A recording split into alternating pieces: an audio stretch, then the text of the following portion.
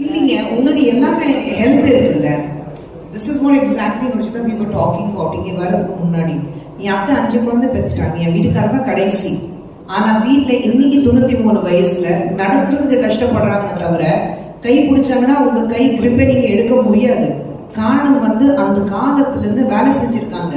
தனியா 5 குழந்தைங்க பெத்து வளர்த்தி, நார்மல் டெலிவரி பெத்து வளர்த்தி, வீட்டுல காலையில இருந்து பெருக்கிறது, துடைக்கிறது, சமைக்கிறது, துணி வாஷ் பண்றது, காய வைக்கிறது, கிணறுல இருந்து தண்ணி குடிக்கிறது, தரையில ஃபுல்ல சாணி அடிக்கிறது, எல்லா வேலை தனியா பண்ணிருக்காங்க.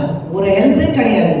என் அம்மா 4 குழந்தைங்க பெத்துட்டு என்ன மாதிரி ஒரு சுட்டி பெத்துட்டு அவங்க படுற கஷ்டம் எனக்கு தெரியும். 4வது மாடியில வீடு, மேலே கீழே போயிட்டே இருப்பாங்க.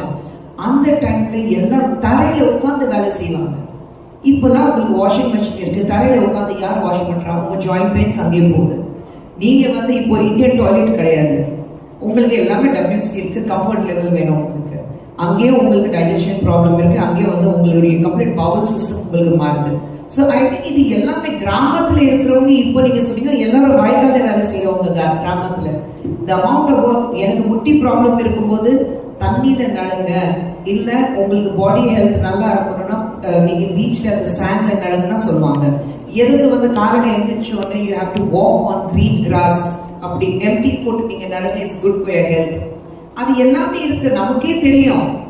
ஆனா இப்போ எல்லா ஆளுங்க இந்த ரூம்ல அத்தனை பேர் நாங்க போய் பிளட் டெஸ்ட் எடுத்தாக்கா ஃபர்ஸ்ட் நமக்கு இருக்குது டெஃபிஷியன்சி வைட்டமின் டி.